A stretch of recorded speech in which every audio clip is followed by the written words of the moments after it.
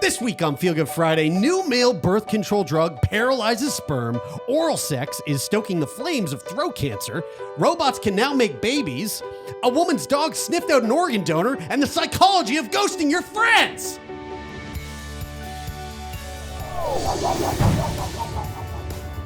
Right before we get into it, it is Cystic Fibrosis Awareness Month. No shit. Oh, right, May. Shout out to all the CFers out there and the CF families. And speaking of, today, as we record this, so today is May 3rd. This is coming out 2 days from now. As you are listening to this right now, if you're listening on Friday, the registration has been open for Lawn Summer Nights for 2 days. You can register a team now. Lawn Summer Nights is happening in cities across Canada. Off the top of my head, I think this year, the main cities are Vancouver, I believe Regina, Toronto, Halifax. There's probably another one that I'm forgetting, and I'm so fucking sorry. Ottawa? And might be Ottawa. And in Ontario, specifically, there's a few cities in Ontario that are doing pop-up Lawn Summer Nights, where they're doing 1 and or 2 nights in the month of July. Nice. For Lawn Summer Nights. For people who don't know, Lawn Summer Nights is a fantastic event that happens every year, typically in the summer. It's each Thursday in July, and it's a lawn bowling tournament. And the whole thing is to raise awareness and to raise money for cystic fibrosis. Did you say that as people listen to this, registration has been open It's for been 2 open days? for 2 days. Which means that if you're not fucking on the ball right now as you listen to this, you might have missed your shot to get a team in. But that doesn't mean that you've missed your shot to attend. That's right. When it happens in July. And we could talk about fucking Lawn Summer Nights for hours because it's such a killer. Are we reigning champions? We are the reigning champions. I thought you were going to say we could talk about it for hours because we're just good at lawn bowling. This is actually true. Reigning Nova Scotian lawn bowling champions. And so if you want to, if you live in Nova Scotia in particular and you want a piece of this, sign up. Come get some. Come get a taste of this medicine. So here, actually, you know what? I'm gonna give you the deets right here. It is taking place.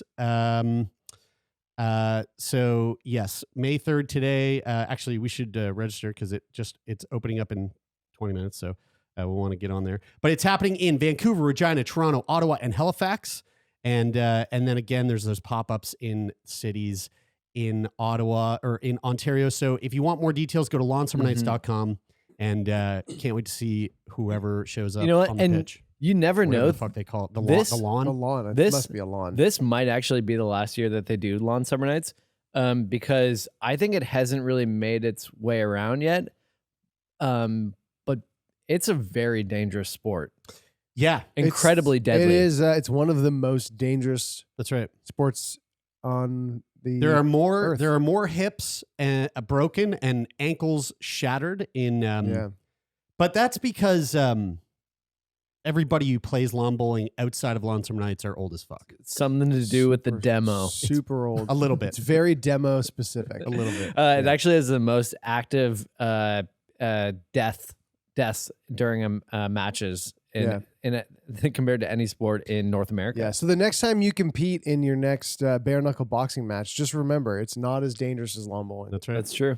Now let's get into. I got some good stuff lined up this week, guys. Sweet. I got some good, fascinating shit. Let's start with this one story that just recently came out. It's about male birth control. And there's a male birth control drug that has been shown to be 100% effective in mice. But the way that it works is so fucking interesting. Okay, so... Also, before you get into it, is it just me... or is male birth control been in the news every few weeks for the past handful of months? It seems like there's always something coming up. It's probably the milestones of this study that they just keep reporting on. Can you guys imagine a couple little rats I think having sex? This is a new one. Can I imagine it? Yeah, imagine it. Yeah, I'm imagining it right now. Fully can. It's pretty easy to be totally. Is it cute? Is that how you describe it? I think there's probably a degree of cuteness to it. Jer's Jared's feeling He's really, really- interesting about this thought. Yeah. Stop breathing so heavy. Wow. dude. Never mind. Forget Oh my I God, said he's that. sweating. Oh my God. Okay. I So love that sound. okay. So a drug. Get this. It is a drug that temporarily paralyzes sperm. So it could become the first on-demand male birth control pill. In mice, the contraceptive was 100% effective at preventing pregnancy for about 2 hours, with full fertility returning 24 hours later. So Wow. the idea is, instead of going to the store and buying a condom and putting the condom on, I dropped my monster condom that I use for my Magnum Dom. you would take a pill, and the pill would basically be effective for, you have 2 hours to have hanky-panky fun time. And in that 2 hours, if you bacock, you're gonna kind of just like have what I do. Right. There's no Except- swimmers in your load. Well, there will be swimmers, but they'll just be Paralyzed. sleeping. They'll just be sleeping. napping. Like you'll still lazy swimmers. jettison them Man. outward. That's right. You know what? Listen, guys. They're I not just going want to. anywhere on their own. I want No. to preface this by saying, like, I'm all for male contraceptive. Yeah. And in particular, like a male birth control like that, I would 100% consider taking that. I think they need a bit of help with their marketing campaign, because like just kind of saying that we temporarily paralyze your sperm, and then like, for 2 hours, if you have sex in that window and ejaculate inside your partner, 100% chance you're not going to have babies. That 100% doesn't feel super, it doesn't feel like a strong It doesn't 100% feel like- to me, if you know what I mean. It doesn't feel like a firm 100. But you Do don't you know think, what I You don't mean? think that Do you know that's what I mean, more. though? You don't think I get what you're saying, but you don't think that's more enticing than like wearing a fucking tight rubber suit No doubt. on your wiener? No doubt, but like, but condoms have their place, but they suck. for sure. But like, it's something about the idea of it, like wearing that Yeah. uncomfortable latex glove over your dick feels pretty certain. Like, other than like, if there's a tear or something happens, like a mistake happens, then like in that case, it doesn't feel so certain. I know, but women But have like- had to deal with the fact that Yeah. they're taking a pill, That's- every it has day forever. Nothing.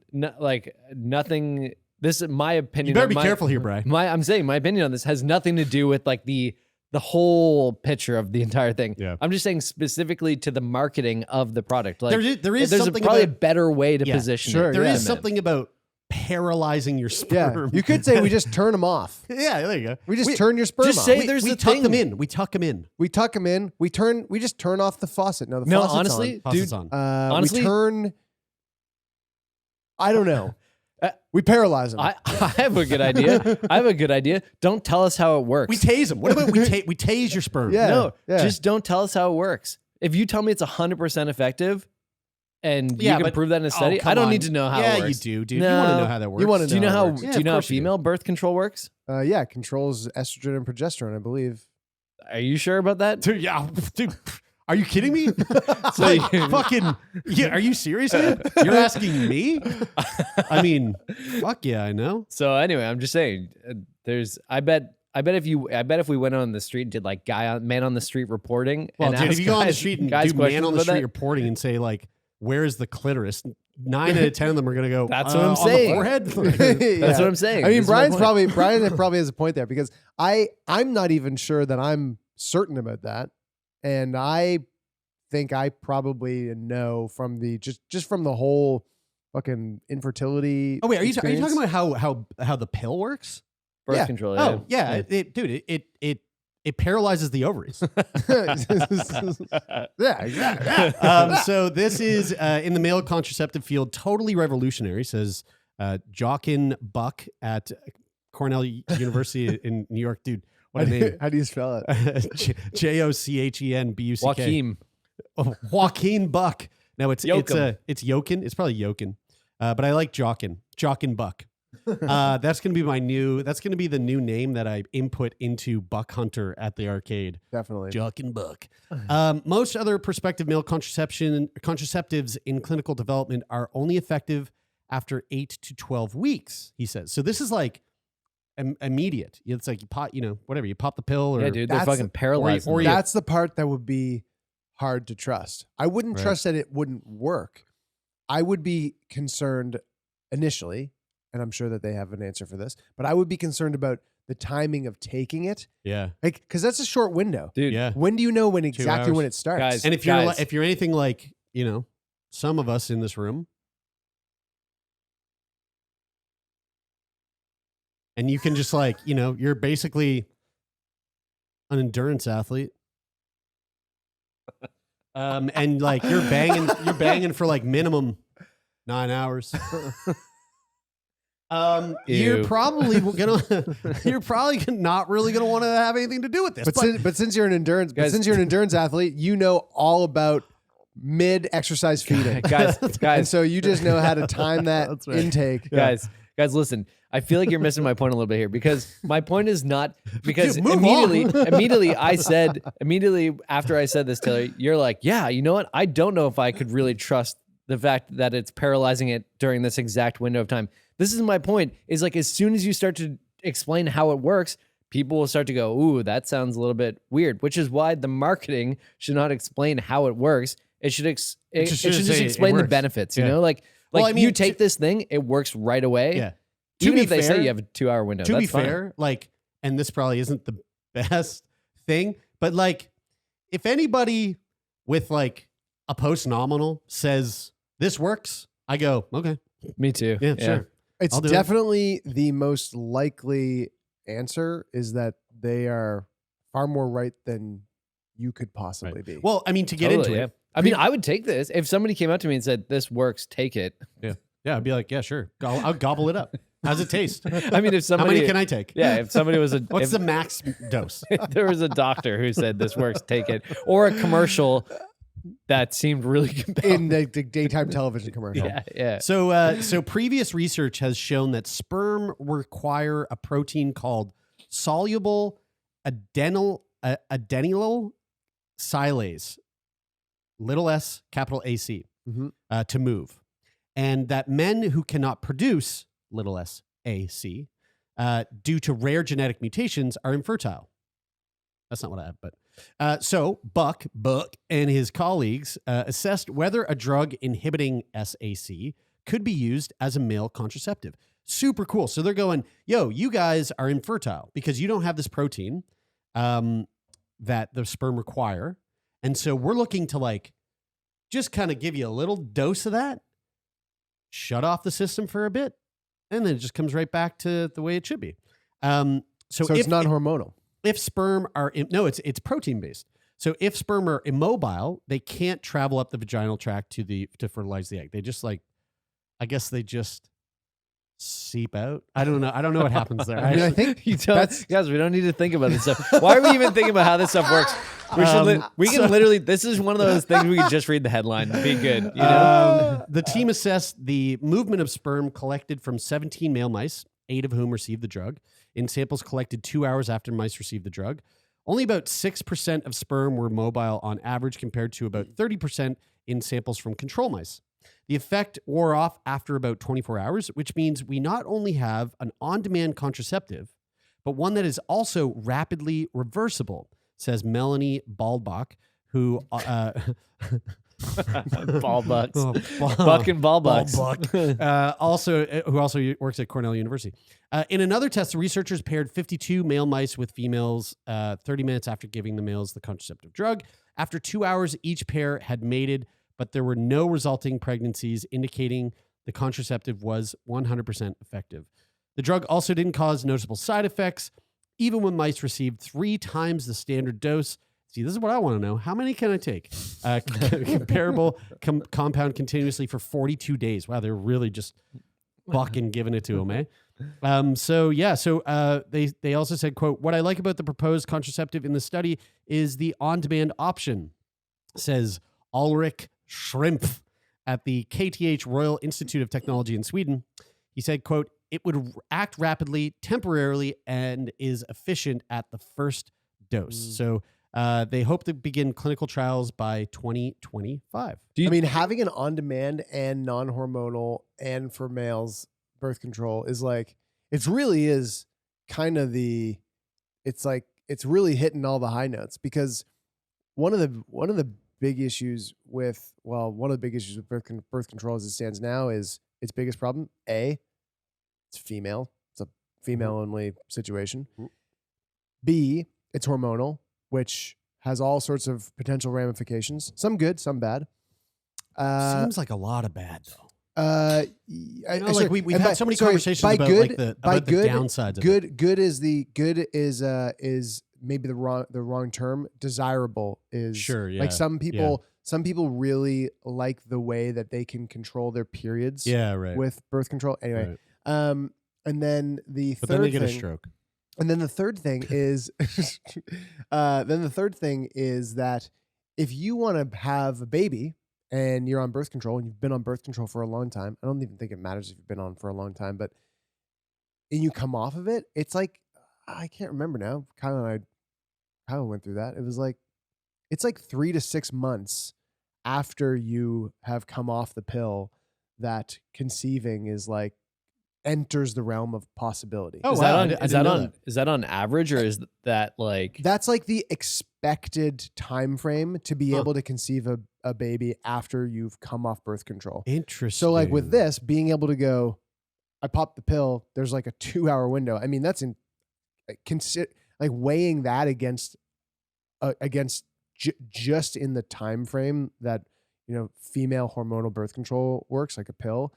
That's crazy. Yeah. It's probably time for guys to like do the work for a bit now. You know, like it should, like male contraceptives should Pass just the be baton. The thing. Yeah, like women have done it. You think? Now it's probably men's Really? You think? turn to You do think it for a so? bit. No, actually, I'm take not that sure. boat, are Actually, ya? never mind. I'm wrong. It's men's turn. Oh yeah, it's men's turn. Oh, like it hasn't been our turn for long enough. Let's move on. Yes, Before we can no longer move on anymore. Oral sex. You guys familiar with this? Oral sex? Super. What is it? It's basically the sucking before fucking. Oh.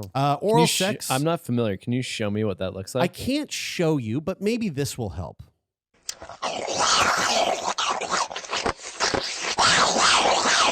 Never mind. I'm familiar. Okay. So oral sex is stoking.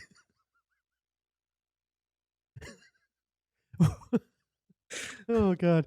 Oral sex is stoking throat cancer epidemic in UK Holy and fuck. the US. This is really unfortunate. So Can we really be sure about this? well, This yeah, sounds we like- can. This sounds like something hard to prove. It does. It does sound like something the Catholic Church came out with. But unfortunately, it is not. Oral sex is stoking an epidemic of throat cancer, which is now more common than cervical cancer in the US and the UK, experts say. Now, can you hazard a guess as to why this might be the case? Dude, yeah. It's actually quite obvious. I actually did something to show you this last week, and I can show you the same way this week. You know, the same way you have those hairs in your nose and then just picking your nose like that. Yeah. This is the back of your throat.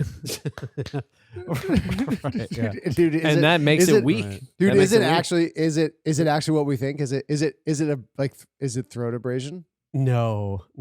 Think about it. How about this? I'll help you. I'll help you here. It's like it just It's accumulates. really funny that's where you guys went. Well, you know how when you buy a chair, like when we bought these chairs, this is actually something that I only became familiar with when we bought these chairs. Was that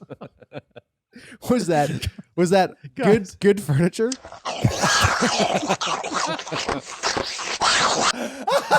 Okay. Good furniture. Okay. Good furniture comes with a certain rating. That is a You guys are so off. It's a number. No. It's a number of abrasions that a material can withstand. No. Okay, I'm gonna give you a before clue. it fails. Man, before it starts to pill. For some reason, I thought you guys would get this so much quicker. Okay, here's a little clue. Think about so one sentence in which I just read. So throat cancer, which is now more common than cervical cancer. HPV. There you go. It's the HPV. That's what I thought. Right. So a new study claims that this has prompted a large rise in a specific type of throat cancer called oropharyngeal cancer, which affects. It sounds like what all fucking throat cancer would I would guess would be, but which affects the area of the tonsils in the back of the throat. I just want to point out that it wasn't so insane for me to put forward that thesis, considering last week we talked about picking your nose giving you Alzheimer's disease. Yeah. I just want to say, yeah, just wanna sure. say- I know. just That's wanna say exactly, it wasn't insane. that's why I did this.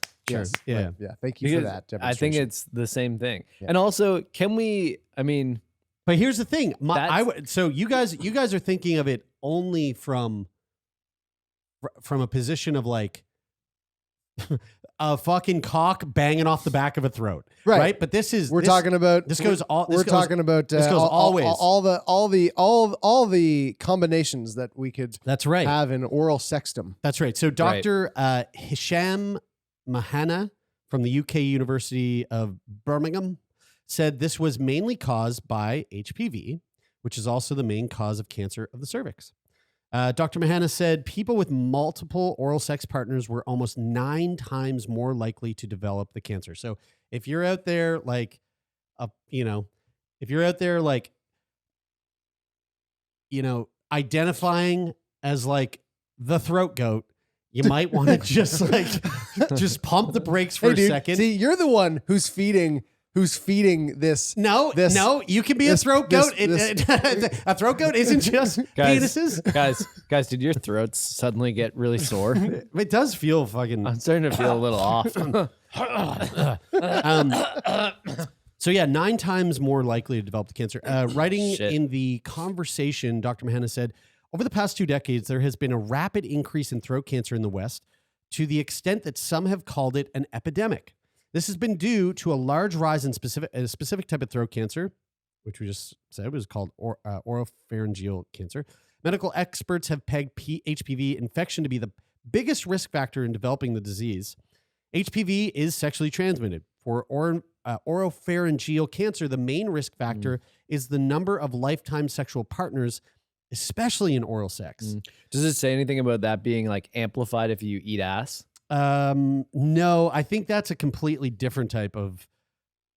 I think that like just ramps up your chances of pink eye, Yeah, it's a pink eye epidemic. which then leads to ocular Unrelated. cancer for sure. So there's not so much of a correlation No. here. Those with 6 or more lifetime oral sex partners, so 6 or more lifetime oral sex partners, So are 8.5 times more likely to Everyone? develop oral That's so pharyngeal ignorant of you. cancer to those who Me? do not practice oral sex. In the UK, 80% of adults practicing oral sex have reported practicing oral sex at some point in their lives. So, like, lots of people are.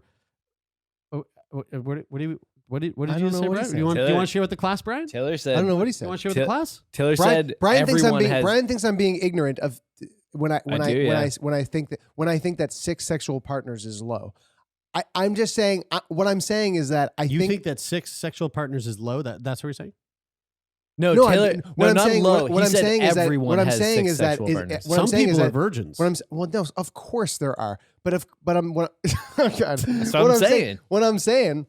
What I'm saying is that I think the proportion of people who have had 6 sexual partners or more is high. I think you should check your privilege. Okay. My sex privilege. Around 8,300 people are diagnosed with throat cancer each year in the UK, which is about 1 in every 50 1 in every 50 cancers diagnosed, according to the NHS. And more than 2 in 3 cases of mouth cancer develop in adults over the age of 55. Only 1 in 8 happens in people younger than 50, which is 12.5%. Doctors say that oral sex is the biggest risk factor for developing the cancer, outstripping smoking, alcohol consumption, and an unhealthy diet. Dude, that is a fucking crazy thing to hear. Oral sex is the biggest risk factor for developing throat cancer over smoking, That's over wild. alcohol, and over Guys, unhealthy diets. But That is such a wild thing to also think. extremely important for people to keep this in context of it's oral sex, and we just don't want to give that up.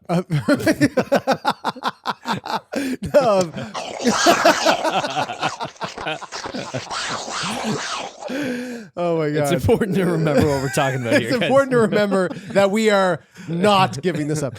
No, that is important to recognize that it's in the context of having a multitude of sexual partners over a period of time, and not oral sex in and of itself, but that it is contextual. It is dependent upon having multiple. Like so. Well, no, so no, what no. I'm saying, I mean, so what I'm saying is like it's oral dependent sex on with HPV. multiple. Like No, that. That's the part. No, yes, but the multiple partners is what increases the risk of HPV being transmitted because Yes. you're gaining a higher likelihood of So- contracting HPV over for more and more sexual partners. But what I'm saying is that like if you're out there and you're Pound in the back of throat. and you've been in a relationship for a long time, oral sex is not going to be an increased risk factor for you Right. if you I if feel you, like if you're you and your speaking partner- directly to Kyla right now. No, I'm talking to people. I I'm think talking you're to building people. a case, dude.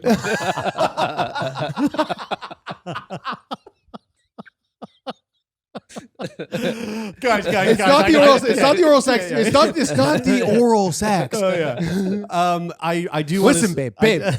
I do want to say that I mean this is a great like example of the importance of like communication with sexual partners, Totally. and like transparency when it comes to your sexual health. I know that like when we were growing up, I don't think that we were offered, at least my age like bracket, I don't think the HPV vaccine was like offered to the kids in my high school. I know that like for Kira, for example, she's just a few years younger than me. Yeah, it wasn't for me. It was available for them. So the stats now, I think it's somewhere in like in the UK, I was reading it's somewhere like 62% of like of children in the UK like have been vaccinated with Whoa. HPV. So like it's a kind of a common thing in like schools to get the HPV vaccination, but for people who I mean, the chances of all three of us having HPV incredibly high. I remember. Almost guaranteed. I thought the stat of people our age was like 62% have HPV. I think it's way higher than that. Yeah. Yeah, I think it's some staggering amount of Mhm. people that just have it. So again, it's like if you which to that case like makes it hard to have the conversation about like your sexual health if you've never been tested for HPV or never had like reason to think to get tested for HPV. But anyway, regardless, just a fucking crazy thing to think about. And but don't worry, Kyla. Like you guys are safe.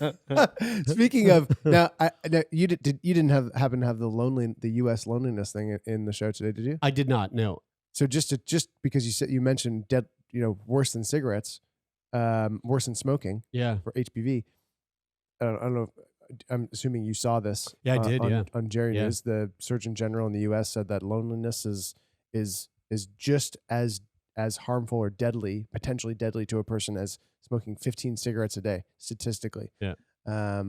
That's a wild stat. I would love to know. I would love to like. I would smoke love them if you got them. You know, I would what mean? love to be Yeah, like, you got I would love friends. to- Fucking light them up. Light them up. I'd love to like know more context of that and like how they come to that number. I mean, My guess would be can like guess they how they do it. would but take like suicide rates yeah. and then stack that up to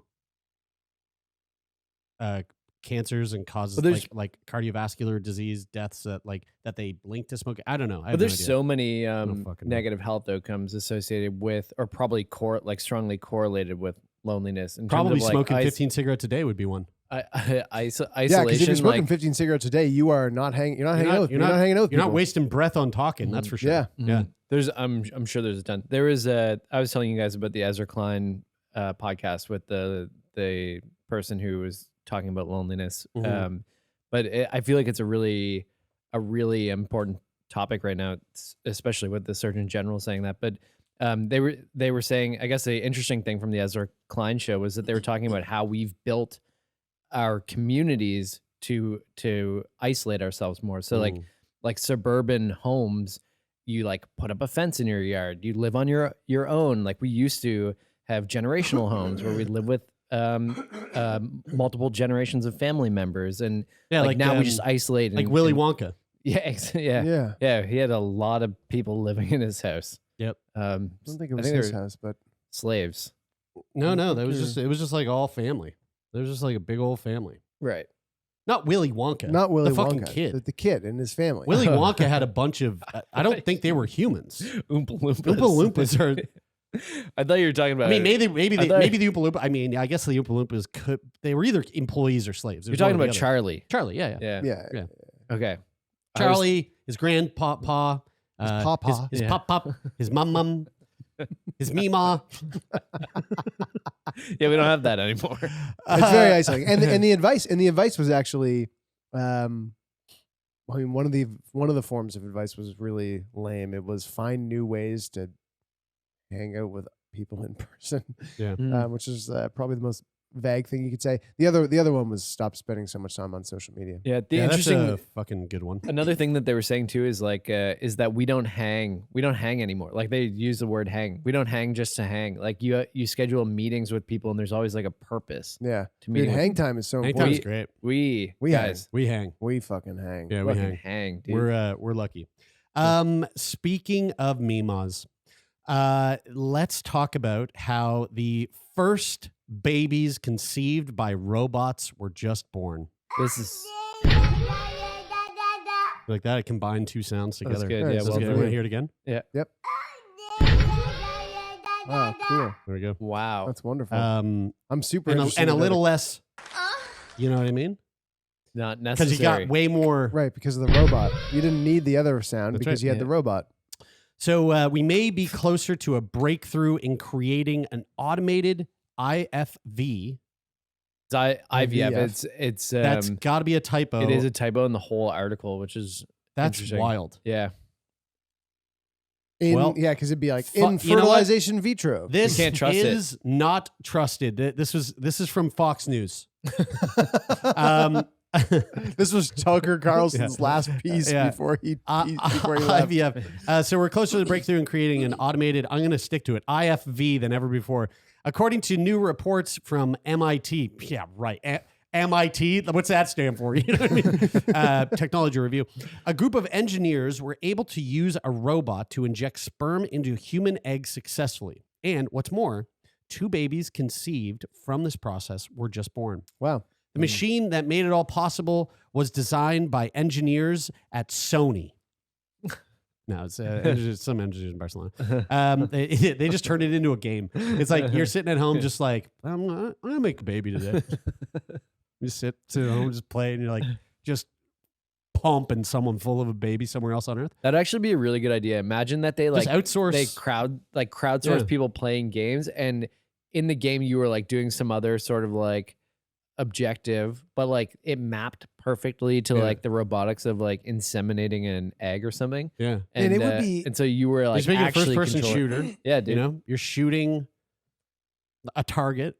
That's not an It's not a egg with sperm and an egg. yeah. No, it's like, you know, it's a gun with a bullet. Well, like, I mean, Shooting a really, bad guy. Honestly, you are it's, behind the scenes. it's hard to imagine how a human was ever able to do this job because, like, it's so small. Right, but like, It's right, so, isn't so so small. okay, hold on. Let me read this because now I never even thought about this. So the machine that made it possible was designed by engineers in Barcelona.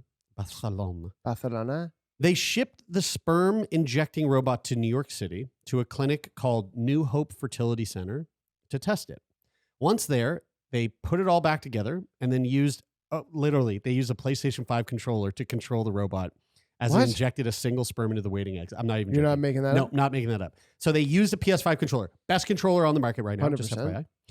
FYI. The reports note that the robot was used to fertilize more than a dozen eggs. The procedure led to healthy embryos and then, as mentioned above, the birth of 2 baby girls, which garnered the fertility center 2 platinum trophies for the success. The success, they say, could be an essential step towards automated IFV. When you said platinum trophies, was that a That was a PlayStation. That was a PlayStation reference. Yeah. like an Um, achievement. So when you went through IFV, was it a human doing it with their hand, injecting the needle and squeezing it out, or is it a human using like, robot like I guess this is. I mean, this they're is certainly using tools. But are they doing it by hand? but Are they I- going like no, guys, they put through a the microscope? they put the egg on their finger and they take one of the sperms and then they Yeah. just go yeah, smush. they smush Yeah, it right. Because like I together. mean that's exactly what happens when yeah, right. two people That's are it. doing They it. just go. There you go. This will work, right? Stab it Um, together like that. Yeah. You know, Yeah. and You like and what's that? funny is that it like actually In the that? dish. Want more of that? And it works. How about some of that? Yeah. it actually might have been the person who lived across the hall from us. They don't live there anymore, but we found out like well after we were going through IVF that the person who lived across the hall from us was an embryologist at the fertility clinic that we went to. So an embryologist is Yeah. doing it. Right. So info@sickboypodcast.com. Are they doing it with their hands and like a needle and a petri dish and a microscope? Or are they doing it with those same things but with like a little sort of joystick? But I mean, I'm when you- guessing when that they you do get- it with their hands because what they're saying here essentially is that Now it's a robot. now it Yeah, is a machine right. doing it and someone's controlling it with a Yeah. PlayStation 5 controller. When you That's get sick your as that. when you have when you go through all of the like drug processes and you have your egg retrieval, which is where they stimulate your ovulation and everything, and they give you drugs so that you end up you only produce one egg per cycle, or Mhm. sometimes two in the case of not identical twins but fraternal fraternal twins. fake twins. But then in the IVF process, they give you drugs that stimulate more follicles in your ovaries, which and then they actually trigger ovulation with another drug, and like so the timing of triggering the ovulation and then having the egg retrieval is like down to within like a half an hour.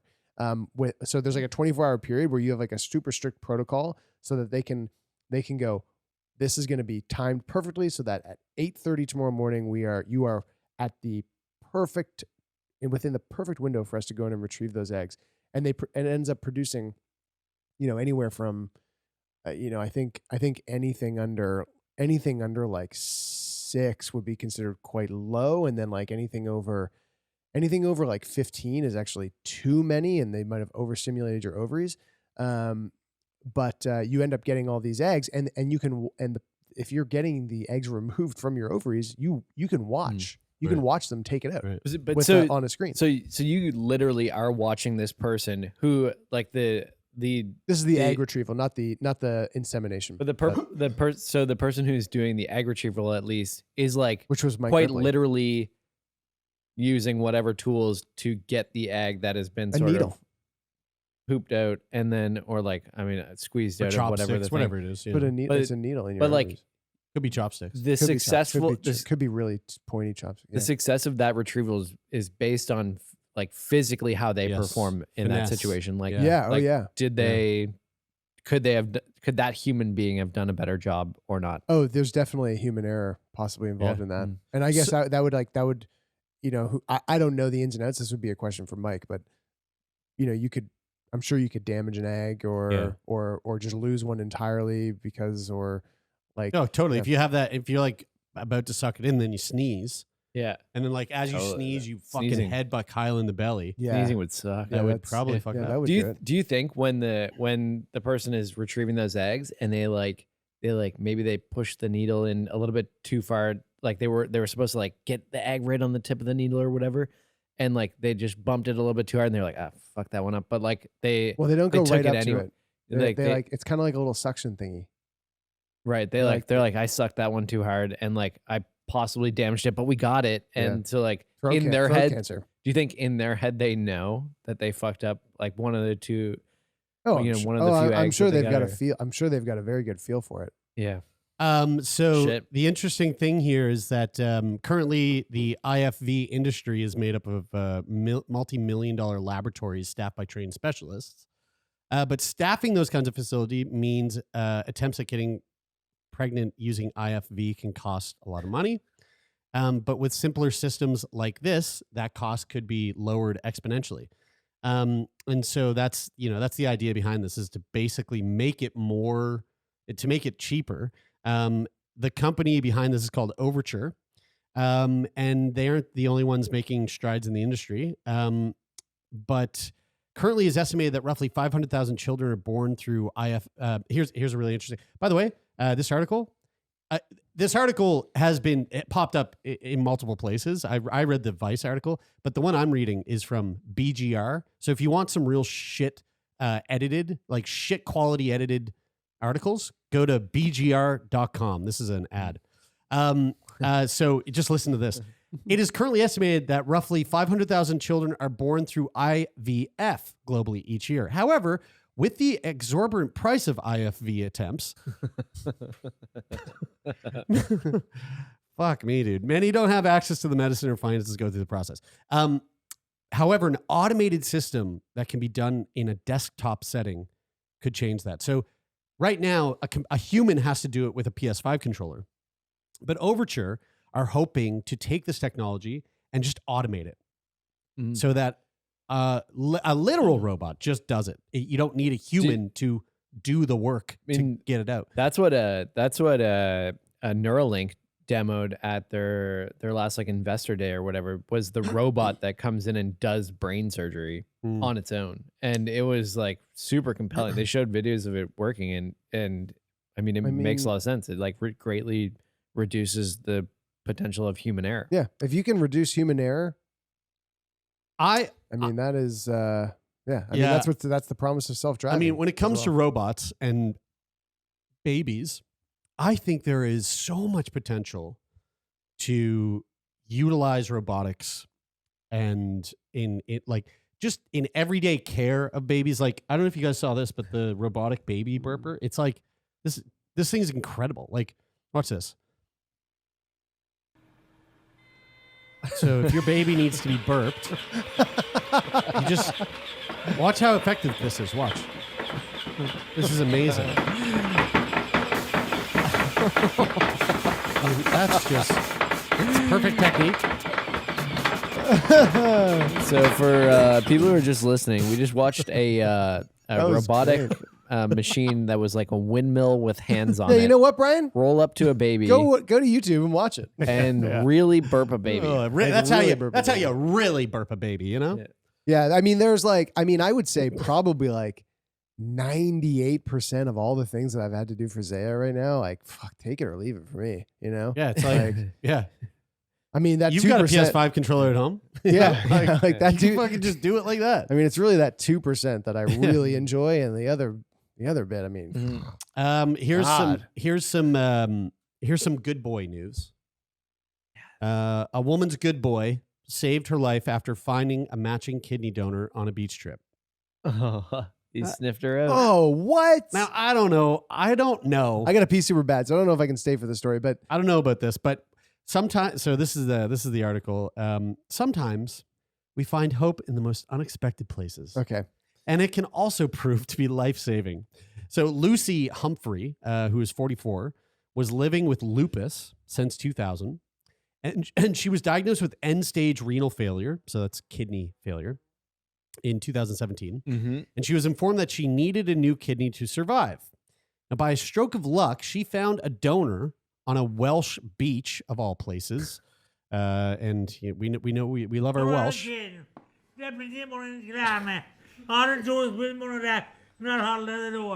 Yeah. I totally agree. Humphrey and her partner, Senydd. Dude, what a fucking... Welsh people had the craziest names. Cenydd. Senydd. That's yeah. Senydd. Yeah, Senydd. Her partner, Senydd, had been looking forward to taking their dogs on a camper van holiday. However, they had to abandon their plans since Humphrey's regular dialysis treatments required her to stay within close proximity to her healthcare providers. Consequently, she could not be away for more than a few nights. Hence, the couple decided to take their dogs to Cold Nap Beach in Barry and do a barbecue. According to Wales Online, her pet Doberman, my favorite breed of dog in existence. I fucking love Dobermans. her pet Doberman, Indy. They brought Indy. Indy had some other plans as they approached the beach. I thought this was going to be a heartwarming story, but now that you said Doberman sniffed it out on the beach, did the Doberman go over and rip the kidney out of the person's belly and bring it and to just her? brought it over? Was like, Mommy, Oh shit, those Minnie, dogs, I got you. Those dogs they're the real retrievers. So Indy repeatedly approached a nearby camper van where a woman sat and was engaged in crocheting. Indy went over like 3 times back and forth to this one woman, Humphrey explained. She was minding her own business, camper vanning on her own. Eventually, Senyid went over to apologize, and we got to chatting, and we invited her to our barbecue. It turns out they're guess where they're from. I know. Yeah, that's so offensive to wherever those people are from. They're Welsh. They're Welsh. That was actually from the interview. No, it wasn't. That was what Sunid said about So Senya went over and they started chatting with this lady and they said, come to our barbecue. And it turns out that the stranger Indy was bothering was a woman named Katie James, who had recently joined the kidney donation registrar to donate. The 40-year-old told Humphrey that she could not drink alcohol because she was on dialysis. Eventually, James realized that Humphrey was on a waiting list for a kidney transplant, and she was like, I'll give you my kidney. And they swapped telephone numbers. Humphrey didn't think anything would come of it. But sure enough, she calls her up. She goes to donate the kidney. They were a match. And she gave her a kidney. So the dog sniffed it out. The dog did it. It was all the dog. I mean, the dog knew. Definitely not the dog. Yeah. But Yeah, cute story. That was. I mean, honestly, I think what's happening here is that it was divine intervention, and God and angels did it. But the dog was actually just sniffing out treats. I think this story could also highlight the loneliness thing, where we're so isolated as people that like the truth is like, hey, if we just talk to one another, we can actually find a lot of solutions to our problems and the people around us. Yeah, I mean, they went up to that stranger and were like, "Do you want to come to our? Hey, it's on the barbecue." You know? Yeah, yeah. And it was literally like this. And then she responded. It was like, Oh,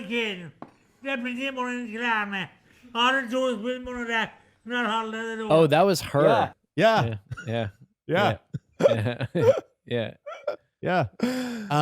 So there we go. That's a good boy. Good boy, Indy. Or good boy, girl. A good dog. Yeah. We'll leave it at that. Well, let's finish it off with. Finish me off. Let me finish you off here. With,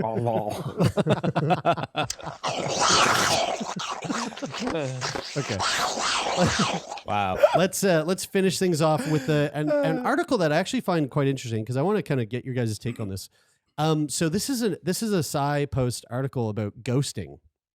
You guys familiar with ghosting? It's a new movie on Apple TV. Didn't we Chris just talk about Evans zombieing? Anna de Armas, I think. What was zombieing again? Zombieing is when you ghost someone, but then you come back from the dead like 3 months later with like a, hey, what's up? Oh yeah. Okay, so you're right. So ghosting. desperation. That's funny. Where do we hear that? That's actually quite funny. I don't know. I like it was that. From Nathan. I like that. Probably, yeah. Right, our Gen Z Consultant, yes. that we pay in high fives. Honestly, that's High fives why. and That's Bitcoin. probably why this podcast is so bussin'. Yeah, Dude, 100%. Oh, busting.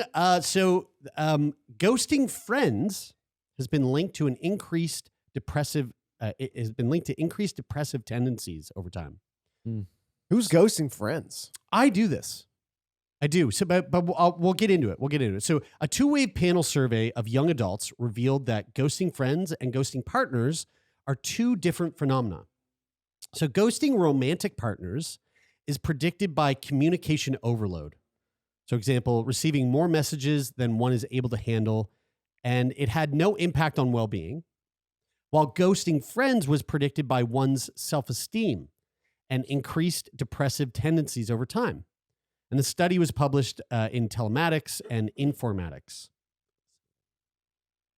So ghosting happens when one terminates communication with another person without explanation. And thanks to blocking features of modern digital communication applications and devices that allow one to completely block communication attempts by another person, ghosting has become a novel relationship dissolution strategy in the modern age. So oftentimes we hear about ghosting through like dating apps, right? Mhm. And actually, when I read about this, it makes a lot of sense to me. The ghosting thing with romantic partners or like, potential romantic partners, it makes a lot of sense to me the way that they put it here, because I always thought like, when I was on dating apps, I've ghosted people, but now when I read like why they're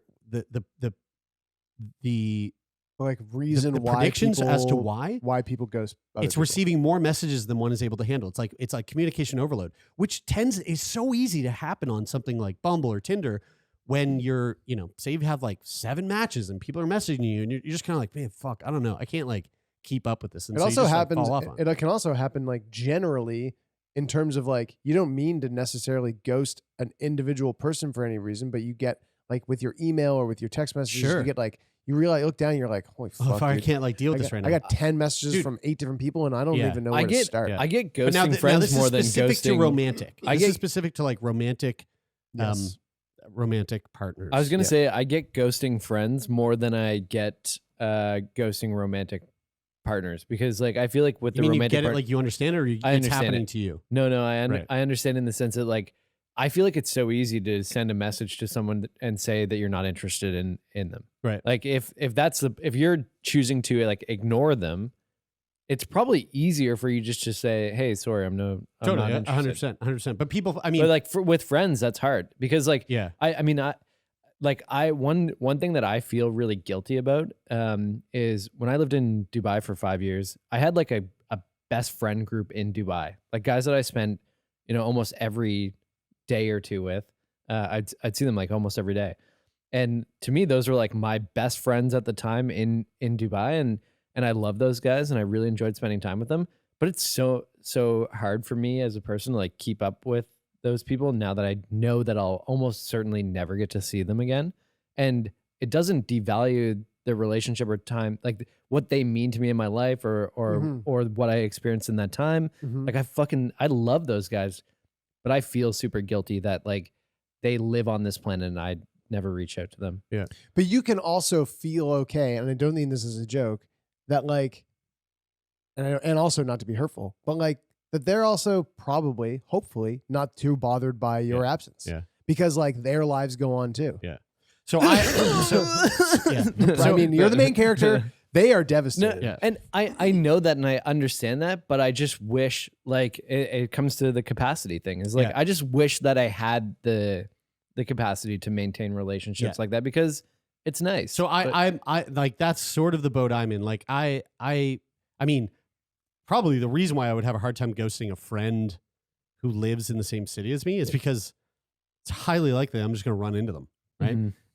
So and not that I think about it that way, but like that's probably just what's happening. Where it's like subconsciously, yeah. But feeds. but what like your like Mark would be a good decisions. example, Yeah. or like anybody who like people who move away and they go live in a different city, or I've moved away and I live somewhere else. It's just in my nature to like same. sort of lose contact, but sometimes it even happens when they reach out. Oh, And I get this like it's like a sense of overwhelmed. I don't know. It's like it's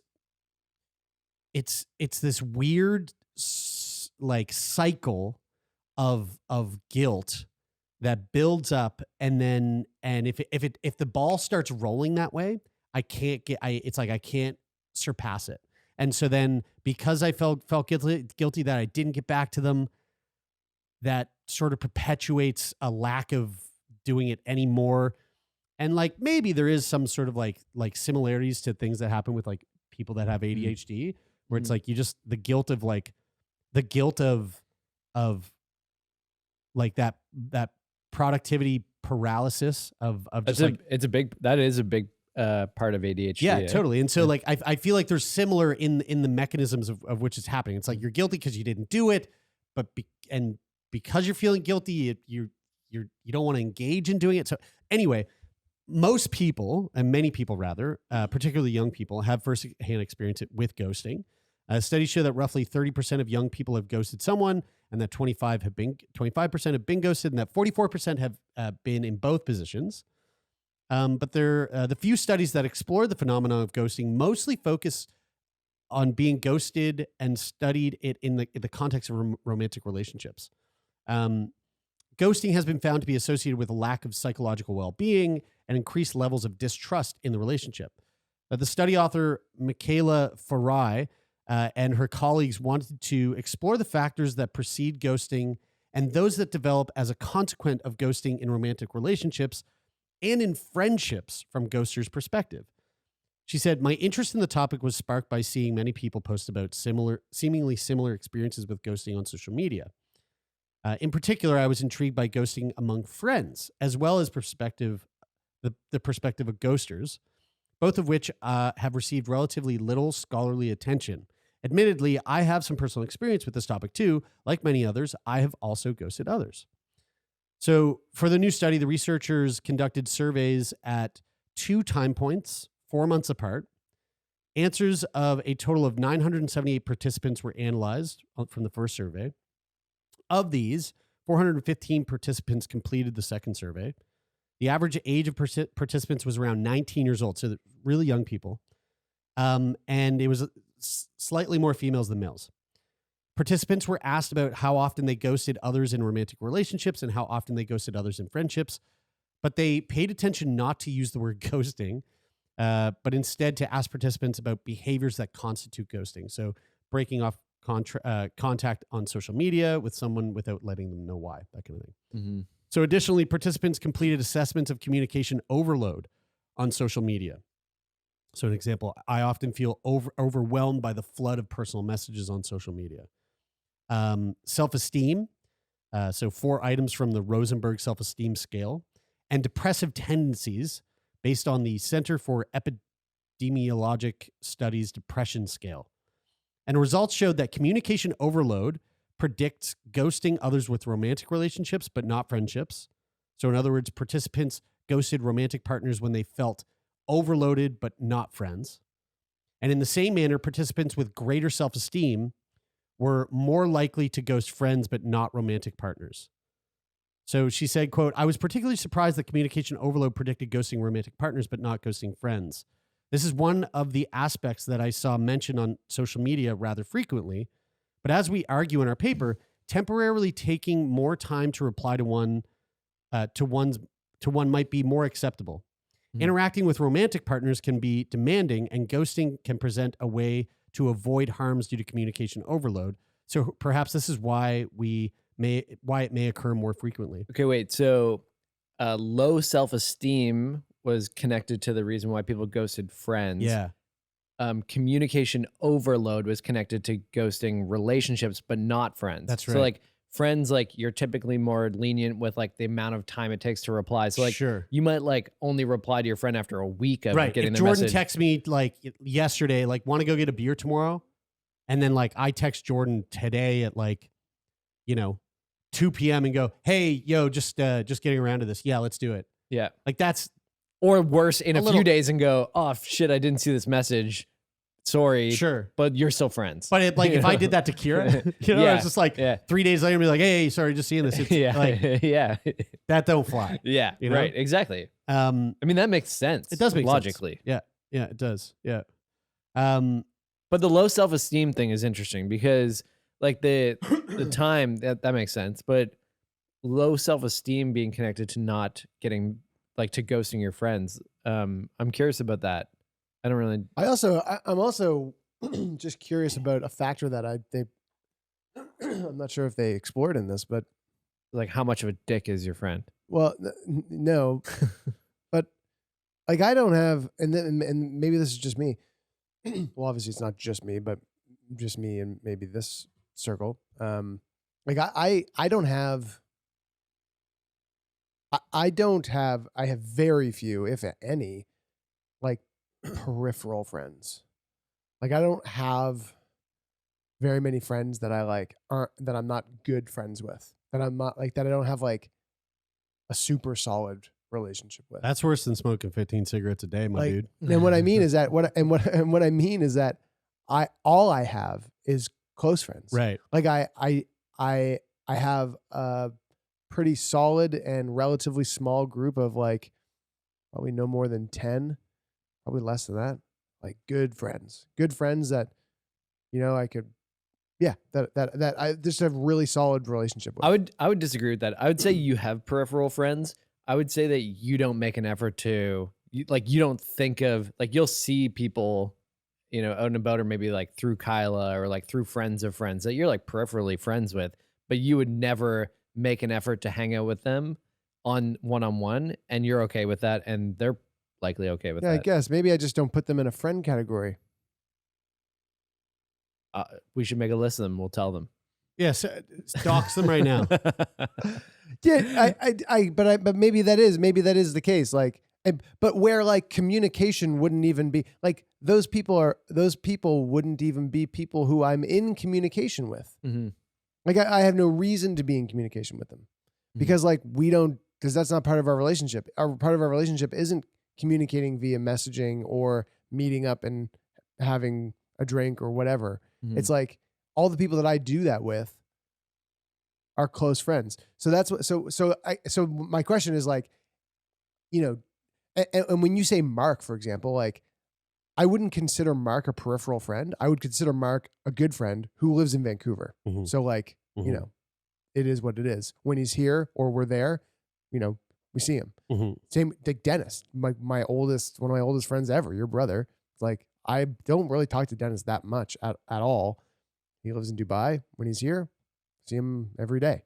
Mm-hmm. But like, do you guys have those relationships? Like relationships that are kind of like, you go out and get a beer every once in a while? For sure. Yeah, I have quite a few of those. And like, I think of like Matt Slaney for me is like a person that I absolutely love, but he had a baby in January. I haven't met his baby yet. Like I haven't. Yeah. And like he's a sorry, firefighter. right. So Sorry, I thought. What are you trying to say? I thought we were saying something else. he works during the day, and like I'd love to spend more time with him. But I think for me, like I wouldn't call Matt a peripheral friend. I'd call him a good friend that I just don't see often. But like I think it has to do peripheral with, friend is a bad. I think it has to do with term. like your friend groups, like our core group of friends, like the 10 friends that you're talking about, Taylor, are like mostly one friend group. Yeah. Yeah. And so like I have friends from, university or soccer or whatever that like I want to keep in touch with, that I like spending time with, but like it's hard to make, especially as you get older and you spend more time with your closer friends and your family. It's hard to spend time with this those article isn't speaking about peripheral friends. Right. It's just talking about friends in general. So like I think that's what's fascinating to me. right, exactly. And so it's like I couldn't even conceive of that. Yeah. With a close friend. I mean, and I fucking definitely can. So another key result is that ghosting others can have a negative effect on one's well-being. People who stated that they had ghosted friends in the past were more likely to report increased depressive tendencies 4 months later. Based on these findings, we would like to encourage people to reflect on their ghosting behavior, especially within friendships, so as to avoid negative consequences for themselves as well as potential ghostees. I've had a legit conversation, and we're speaking about people that no one knows. A good friend of Mark, like one of my best friends, grew up with him. I'm the fucking godfather of his son. Like I was ghosting Mark there for a big old chunk of time, and then after months of like just avoiding conversation, one day like mustered up the strength to like make that communication happen. And in that conversation, literally expressing to him like, hey, dude, like I'm so sorry. Like I'm racked with guilt right now. I'm so sorry that I wasn't in touch. And like, I don't know, in that period of time when I wasn't talking to Mark, it had nothing to do with Mark. It had 100% to do with, I was like going through a really depressive state. It was at like a period of my life where I was at a low point. Things were like not going well. I was feeling somewhat depressed, and that is my tendency to do that I did to Mark in moments like that when I'm like having when I'm not okay mentally to withdraw. I just withdraw from like important people in my life, to which, and this makes so much sense, like it just then compounds and makes things fucking worse because not only are you struggling with the things that are right in front of your face, whether it be like relationship troubles or work troubles or, whatever's causing your mental health grief, then you're on top of that, you're stacking this guilt that comes with like, I know that I haven't responded to this fucking person that I love. And it just makes it so much worse. Mm-hmm. So the reason why I wanted to bring this up is because I've been through that. And when I read this article, it just reminded me like, hey, when you catch yourself doing this thing, that is a good sign, because you're going to know once you do it, you know you did it. So once you know you have done this, or you're like leaning towards doing this, that is a really good sign for you to kind of pull back and go, what's going on around me and in my life that is causing me to feel the need to do this? Because if I am in the place of feeling the need to do this, something's not okay. Mm-hmm. That's a very good point. And point. oftentimes when we are in that place of like something's not okay, we don't even notice it. Totally. Like that period of time where I was fucking struggling, it's like you take the hardships of your mental health and you fucking push it away. It's like I know. In retrospect, I look back and I go, fuck, dude, I could tell you why you were depressed. When you're in it, it's the veil. It's the veil of misperception. I would also say, I relate to a lot of what you're saying too, Jared. And in the last month, you and I have been going to the gym together in the mornings, and I've adopted a lot. It's purposely excluded me. I don't. We've asked you to go. You're like, I don't want to get too. I've asked you to go. We've gone, Tay, come to the gym with us, and you go, guys. Honestly, as a butt dart enthusiast, I just gotta get so weak and small. Yeah, up from the waist. I don't want waist up. Yeah, waist up. Anyway, we're like, dude, come get jacked up.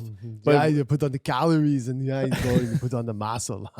but I do want to say, so and in doing that, I've also been like motivated to get more sleep at night and to eat better. Yeah. And so I've been feeling a lot better because I've been exercising and eating and sleeping better, which has then also in turn made a huge difference in my mood. Also, going through like losing my other job and then focusing more on the work with you guys.